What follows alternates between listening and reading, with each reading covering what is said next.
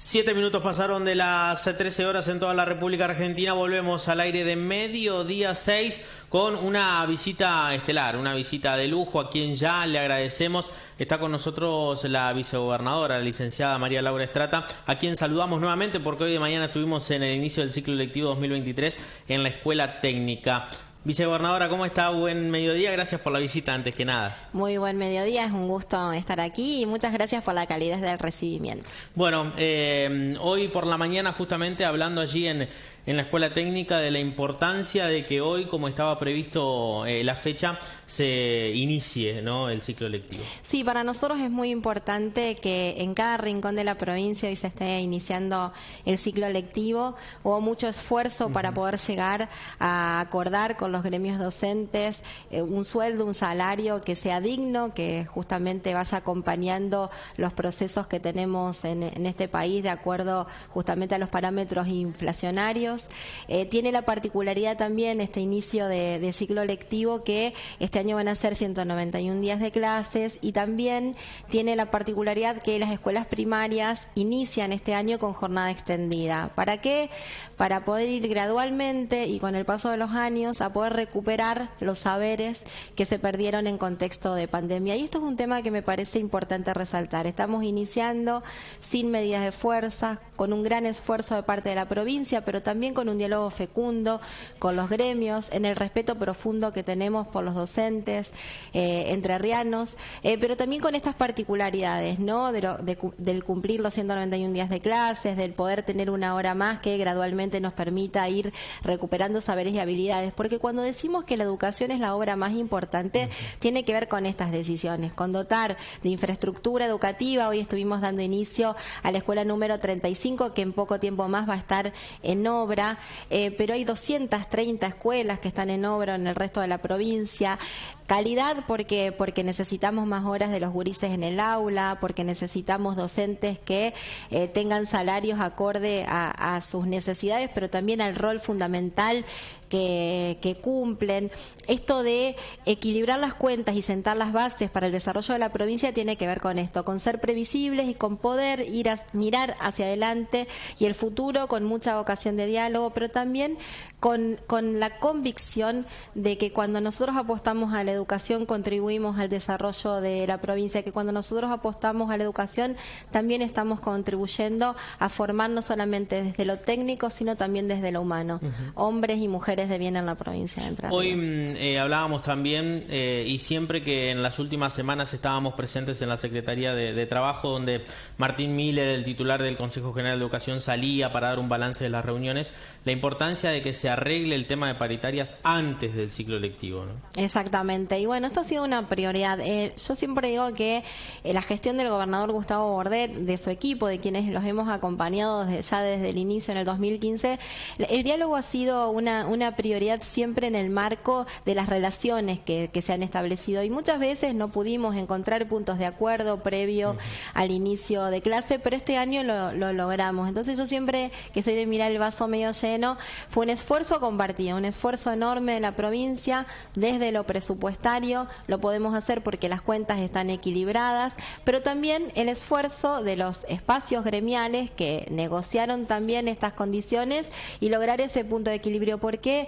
Porque es importante que los gurises y las gurises, los estudiantes entrerrianos puedan empezar las clases en igualdad de condiciones, porque por ahí pasaba que algunas escuelas de modalidad privada podían empezar y hay otros estudiantes que no podían hacerlo porque estaban en nuestras escuelas públicas. A nosotros la educación pública nos importa, es prioridad y se materializa en esto, no en lo que decimos, es lo que hacemos, y que lógicamente hoy el gobernador está en Feliciano, yo estoy aquí, los ministros están inaugurando el ciclo lectivo con mucha emoción, pero sobre todo muy contentos, porque han sido años muy duros, ¿no?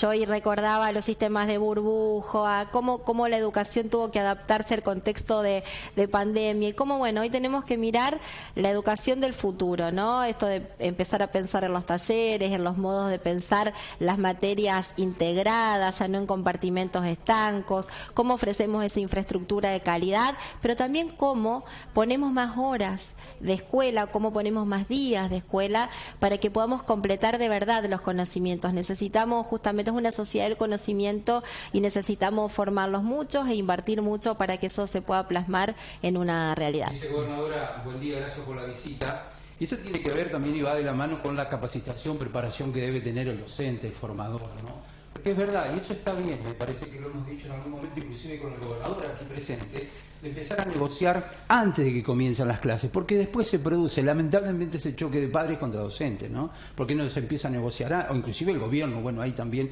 y esto ha sucedido, pero también darle las herramientas, más allá de la formación, de la inclusión, el chico, por todo lo que hemos pasado, que por eso se aumentan las horas, las escuelas ninas, los talleres que se pueden dar, darle todas las herramientas al docente, que tenga esa tranquilidad, que para eso se preparó, porque todavía sigue sufriendo el docente. Vemos docentes como en la ruta siguen haciendo dedo, muertos de frío, con lluvia, porque les pasa, porque a veces todavía lamentablemente se viene dando eso. Pero darle esa seguridad también y valorar lo que hace el docente, ¿no? 2 o 3 cuestiones. A mí me parece que la formación docente es prioridad, porque se trata justamente de que vivimos en una sociedad del conocimiento y eso nos exige poder prepararnos, y en eso los docentes entrerrianos siempre son muy proclives a poder hacerlo y poder estar a la altura de las circunstancias. Sabemos del esfuerzo que han hecho en esta etapa y en contextos de pandemia. Muchos a veces no tenían las herramientas tecnológicas para poder hacerlo, y a veces había chicos que no tenían tampoco los medios, y sin embargo el docente o el directivo estaba ahí tratando de garantizar ese aprendizaje. Y hay algo que me dijiste que es fundamental en este esquema de entender el diálogo como prioridad y cómo a partir justamente de ordenar las cuentas podemos ejercerlo con responsabilidad.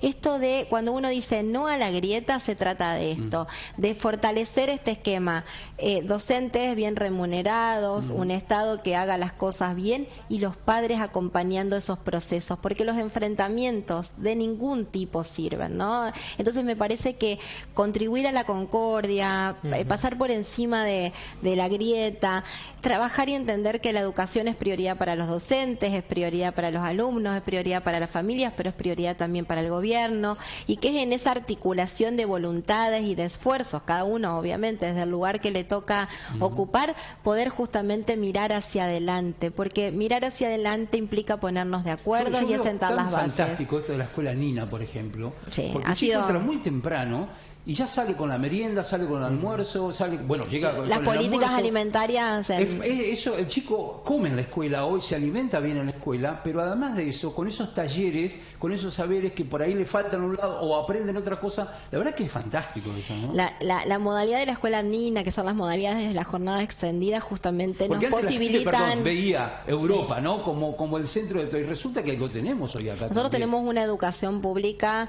que es de calidad y que hay que seguir invirtiéndole y poniéndole la mirada, ¿no? En esto de la educación formal, si se quiere, pero también el taller como una herramienta que ayuda a la formación, que ayuda al encuentro, que ayuda a poder seguir propiciando los valores que la educación encierra intrínsecamente, ¿no?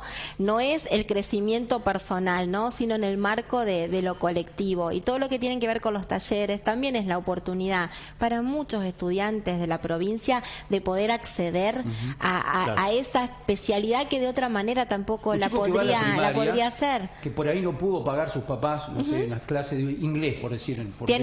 Sí, los tiene talleres. La preparación, la capacitación cuando va a entrar al secundario ya con una base, ¿no? Y así otros temas. Sí, y además se adaptan, las escuelas ninas tienen la particularidad de jornada extendida que se adaptan a la realidad de cada comunidad. Hay chicos que, por ejemplo, a la escuela nina aprenden a remar en los talleres, porque tienen el río enfrente, entonces la modalidad de esa escuela tiene que ver con que el chico también pueda amigarse con el medio con el que convive, que es el agua. Y hoy hay otras escuelas ninas que ponen otras modalidades u otros talleres de acuerdo a las realidades, a los relevamientos que se hicieron, porque previo a que se declaren como ninas hubo un relevamiento previo de por dónde venían las demandas, por dónde venían las necesidades. Por eso digo, la educación tiene que ver con tener el oído atento atento, tener la mirada justamente ahí donde surge la necesidad, pero sobre todo de tener la tranquilidad que tenemos el dinero para poder hacer frente a todo esto. Por eso hablo del ordenamiento de las cuentas públicas y el respeto que la educación se merece. La educación se merece porque están los niños, porque están las niñas, porque tiene que ver con el presente, porque tiene que ver con el futuro y porque tiene que ver también con el perfil de provincia que queremos. Sumado a esto, de las diversas formas o de las diversas materias, se dice que se afrontan en el ciclo lectivo, también está vicegobernadora ante dos periodistas deportivos. Celebramos el acuerdo de AFA con el Consejo General o con el Ministerio de Educación para brindar como opcional el fútbol femenino. ¿Qué opinión tiene al respecto? Bueno, hoy te decía que lo celebro porque tiene que ver con romper estereotipos y con que las instituciones, en este caso con que las instituciones educativas también puedan generar al interior de sus propios espacios estas políticas de igualdad. Hoy se piensa en el fútbol femenino, se piensa en los recreos compartidos, exacto, en tener educación física también compartida. Y yo te decía, ¿no? Uno va a las escuelas técnicas y antes la matrícula de mujeres era del 5%, del 10%, y casi hay 50% de mujeres y 50% de varones. ¿Por qué? Porque está bueno poder elegir lo que uno quiere ser, poder practicar el deporte que uno quiere y que la escuela, que es la primera institución que de alguna manera se vincula a esos deseos, pueda hacerlo. Así que celebro muchísimo que se pueda incorporar porque tiene que ver con recoger demandas. Yo tengo chicos, uno de 12 y otro que cumple 10 ahora. Y cuando festejan los cumpleaños, mujeres y varones juegan al fútbol. Ya no es una cuestión de que uno tiene que preparar. Bueno, la sociedad evoluciona, la educación tiene que evolucionar, las instituciones tenemos que evolucionar y mirar siempre hacia adelante, porque si no miramos hacia adelante es imposible que podamos adaptarnos a los tiempos que corren y ofrecerles a los alumnos y a las alumnas lo que ellos necesitan y requieren para poder desarrollarse plenamente. Hay tanto para hablar, vicegobernadora. Para pegarle al gobierno es cuando ellos no estén, lo hacemos. Vamos a halagarnos ahora en lo que vienen haciendo, porque hay tanto para hablar. Decía, y una de las cosas que se ha visto en los últimos años es que tiene que ver con que el político, el funcionario, la vicegobernadora, el gobernador, los ministros, vayan al lugar de los hechos, vayan a ese recóndito lugar y que tengan esa palabra los emprendedores de aliento, los que se inician en algo que por diferentes motivos empezaron algo chiquitito y después necesitan ese apoyo. Es lo que han hecho ustedes, un poco lo he visto a usted bastante en ese tema. Y eso está bueno porque a partir de la visita de ustedes, lo que se enteran que se hace una carpetita y se puede ayudar a esa gente, ¿no? Sí, yo creo que hay un sello que ha sido el de esta gestión que es estar en territorio, ¿no? No hay mejor manera no de atornillarse conocer... en el sillón, digamos. Yo siempre digo funcionarios de territorio y no de escritorios, porque se trata justamente de que en el territorio encontramos justamente cuáles son las demandas, cuál es la realidad y tenemos que tomar decisiones o políticas o elevar acciones para que pueda transformarse esa situación. Bueno, el tema de la economía social, el emprendedurismo, los desafíos de poder acompañar a quienes quieren trabajar ha sido una prioridad de esta gestión con distintas políticas. De hecho, yo hoy no solamente estuve en la institución educativa dando inicio al ciclo lectivo, sino que también visité a una emprendedora que forma parte de Manos Entrerrianas, que ha sido también una política del gobierno para reivindicar y ayudar a los emprendedores y emprendedoras de la economía social. Y cuando salía de visitarla a Mónica, que hace todo lo que es aromoterapia, y la verdad es que los productos de ella son de altísima calidad y creatividad, había un matrimonio, una pareja enfrente que tenía también un emprendimiento y me llevó a conocerlo y ahí charlamos sobre las políticas que hay de financiamiento para jóvenes emprendedores y fue justamente, no estaba planificado, claro. O sea, salí, pero ellos se acercaron, me vieron, se acercaron y a partir de ese acercamiento concreto fluye una respuesta que es desarrollo local, porque ellos están invirtiendo en Crespo, porque les mejora... por no saber, no conocer, no llegar como por ahí las políticas están, pero no llegan a quienes tienen que llegar. Entonces nosotros tenemos que ser artífices de esa llegada. Por eso hablo del funcionario o la funcionaria de territorio y no de escritorio, también, porque se trata de estar ahí. También ayudar a aquel que la está pasando mal, vicegobernadora, porque no perdamos de vista que eso es, bueno, lamentablemente la naturaleza, ¿no? La gran sequía que hemos tenido, lamentablemente aquí en la región hay tambos que han tenido que cerrar, es una decisión muy difícil. Usted entenderá que esto le llega desde herencia familiar, quizás el abuelo con muchísimo sacrificio, el padre, y hoy los hijos tienen que tomar otro tipo de decisiones. Pero en eso también la asistencia del gobierno debe estar para esa gente y prestarle el oído a ver cómo se puede salir de esa solución. A gente que acá ha vendido sus pocas vacas que han tenido, y mal vender, digo yo, y bueno, y seguramente alguna diversificación de actividades, pero a esa gente también hay que acompañar, más allá que el gobierno lo está haciendo, de hecho. Comparto plenamente. La sequía como la inundación son fenómenos de la naturaleza que impactan negativamente en el entramado social. ¿Por qué? Porque pasan estas cosas, ¿no? Entonces, en eso el gobierno nacional y el gobierno provincial ha sido muy activo. De hecho, nosotros hace 2 meses atrás estuvimos con el ministro de Economía en el tema lácteo, por ejemplo, viendo cómo podíamos acompañar a los pequeños productores, a esos que sufren más, a los que tienen la herencia familiar y tienen justamente pocas vacas y de repente no pueden resistir estos momentos difíciles. Imagínese, sin agua y sin pasto. Exactamente. Bueno, entonces ahí estuvimos también trabajando. Yo creo muchísimo en el Estado que es promotor, que es protagónico, y el Estado promotor y protagónico es el Estado que está cuando hay un ciudadano que hay que acompañar, cuando hay una realidad que hay que transformar, y de eso se trata la política.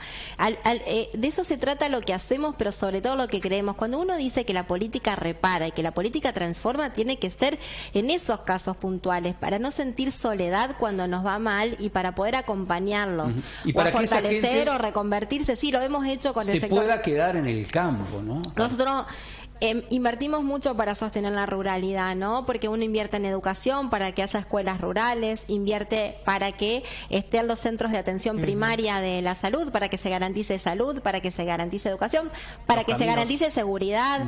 Yo venía pensando en cuánto estuvieron esperando la ruta 32 desde Viale a Crespo. Bueno, es una realidad. ¿Cuánto estuvieron esperando la ruta desde desde Racedo hasta... No diga Echeverre porque Echeverre está detonada, en todo caso. No, pero pasa, digo, desde Racedo hasta acá. Entonces son todas decisiones e inversiones que se pueden hacer cuando hay un gobierno presente, activo, que escucha, que responde, que equilibra sus cuentas y que puede tomar estas decisiones.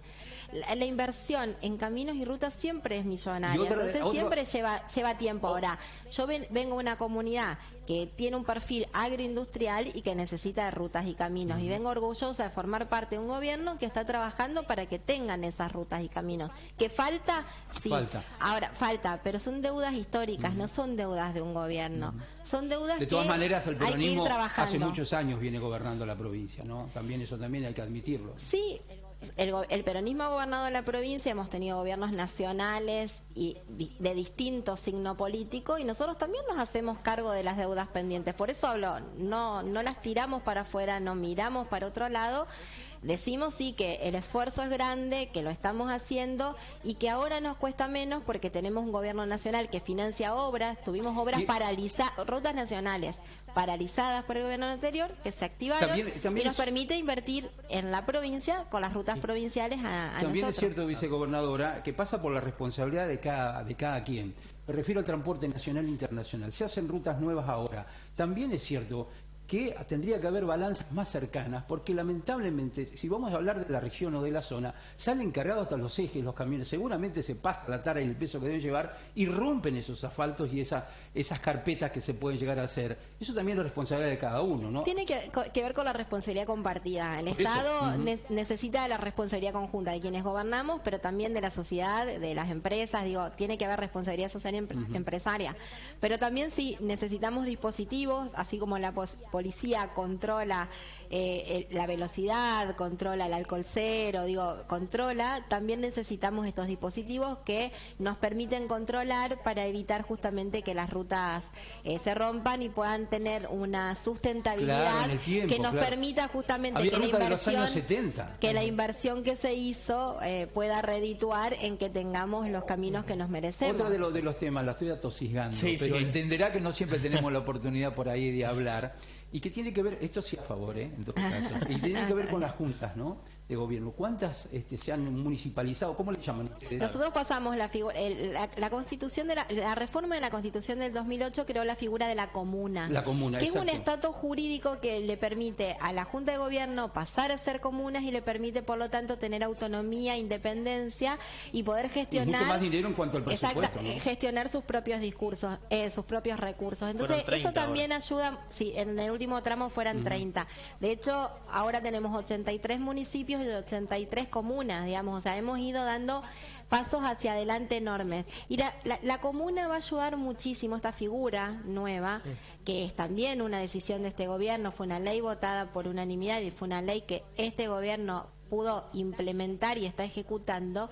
Lo que ayuda es que muchas veces las comunas ahora con disponibilidad presupuestaria puedan hacer algunos arreglos de cercanía en sus caminos que antes no podían o tenían que esperar un subsidio, esperar una obra más grande para ver si en una ampliación podían calzar alguna parte de sus comunidades. Ahora les permite también tener autonomía, poder planificar y tener un estatus jurídico que les permite ¿qué? Generar políticas de cercanía. Si queremos sostener la ruralidad, necesitamos escuelas, necesitamos centros de salud, necesitamos policías, pero también necesitamos a las comunas, estatus jurídico para que puedan planificar, para que puedan gestionar y para que le puedan resolver las cosas a Eso sus es vecinos y a fantástico sus para vecinos. todos y para nuestra región, usted entenderá, hay un montón de aldeas en la zona. Y la pregunta es esta. Yo digo, siempre están con los presupuestos acostados, no es fácil, digo, poder llevar la provincia en cuanto a números.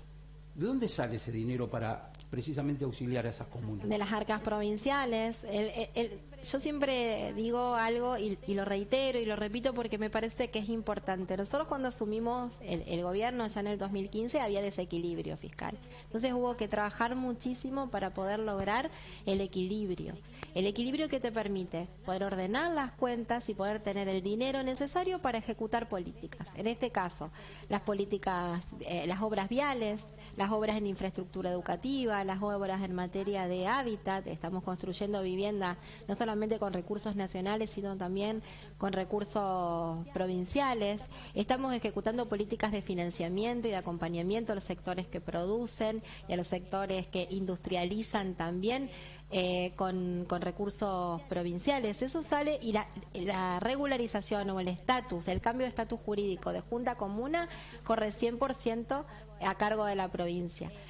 Como también corre a cargo de la provincia muchas de las obras que llegan a los municipios, ¿no? Pero digo, en este sentido ha habido una apuesta del gobierno de la provincia para que sostener la ruralidad con las características que tiene. Nosotros tenemos una distribución que muy pocas provincias tienen, tenemos una población bien distribuida, entonces tenemos que poder sostenerla, pero ¿cómo la sostenemos? Si hay servicios, ¿y cómo se brindan esos servicios? A través de la provincia, pero también a través de lo que las comunas, en este caso los municipios, puedan resolver o puedan gestionar. Licenciada, sí. Sí, bueno, vamos, acepto. No, como siempre decimos, hay muchísimas preguntas, pero bueno, vamos a resumirlas. Todos los políticos dicen exactamente lo mismo, a nivel nacional, a nivel provincial, y está bien que así sea, y se entiende que es así. ¿Qué va a pasar en el futuro político de Laura? Yo sé que están para gobernar, que seguramente tienen un tiempo, que están en plena, porque ya hay gente que largó acá, no les fue bien en las elecciones de medio término, Frigerio se presenta como la otra opción en la provincia de Entre Ríos, más allá de lo que tendrá que ver con el radicalismo, pero ¿en qué lugar personal la va a encontrar a Laura Estrada en estos meses que quedan? Yo he formado parte de la gestión desde el principio, hemos sido parte de ese equipo que ha logrado justamente sentar las bases para el crecimiento y el desarrollo de la provincia, para que la provincia pueda mirar al futuro en un contexto nacional que es adverso. Entre Ríos se proyecta y puede mirar hacia el futuro, y lógicamente también quiero protagonizar el tiempo que viene porque hemos sido coherentes, hemos sido consecuentes, hemos sido parte de este camino y también representamos el traspaso generacional, en mi condición de mujer, la posibilidad justamente de llegar a ocupar lugares de relevancia que por primera vez una mujer ha ejercido. Entonces, así como están las mujeres hoy en las empresas, en la facultad, en las universidades, en las escuelas, en las instituciones, bueno, las mujeres gobernando, tomando decisiones. Entonces me imagino protagonizando el tiempo que viene porque tenemos un camino y porque también a ver, nosotros conocemos lo que ha sido llegar hasta acá y también conocemos cuáles son los desafíos hacia adelante. Cuando te escuchaba recién hablando del tema de las rutas, tenemos que pensar en todo lo que es el transporte polimodal, tenemos que pensar también en nuestros puertos, tenemos que pensar en nuestros trenes también, tenemos que pensar en tener aeropuertos como el de Concordia, que ahora va a ser binacional, pero mejorar el aeropuerto de Paraná. Es decir, cuando pensamos la provincia del futuro, hay que pensar, la podemos mirar y podemos mirar hacia adelante porque sentamos las bases. Y yo he sido parte de ese equipo que sentó esas bases. Entonces creo que en ese aspecto el Frente de Todo tiene hombres y mujeres que pueden protagonizar el tiempo que viene y ofrecer esta mirada de rescatar lo que hicimos, pero de mirada hacia el futuro y hacia adelante. Hablaba de ser protagonista en un 2023 especial como cada año de elecciones. Y los referentes o los diferentes sectores del Frente de Todos la tienen como referente en esta danza de nombres, repito, que se lanzó hace poco. ¿Le gustaría ser gobernador?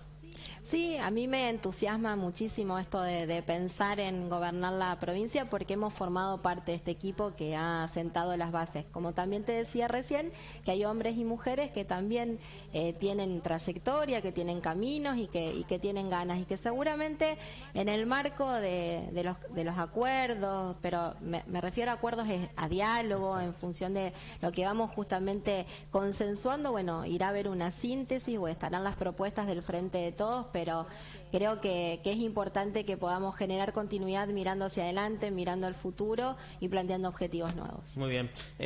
La última, una semana especial para la provincia, se viene la Fiesta Nacional del Mate, seguramente con mucho trabajo, ¿no? Sí, vamos a estar ahí, hemos acompañado, tenemos una línea desde Vicegobernación que hemos iniciado mitad desde el año pasado acompañando las fiestas populares porque creemos que no solamente rescatan y reivindican nuestra identidad, sino que también permiten el movimiento local, el movimiento turístico, el desarrollo local. Más de 1 millón de turistas han visitado la provincia de Entre Ríos y esto tiene que ver también con nuestras fiestas nacionales, provinciales, populares, con nuestros carnavales, con nuestros atractivos. Así que vamos a estar participando de la Fiesta del Mate porque la hemos acompañado, como hemos estado ahí con cada una de las fiestas que se han llevado adelante en cada rincón de nuestra provincia. Vicegobernadora, muchas gracias por la visita, por la predisposición y por el tiempo. Muchas gracias a ustedes.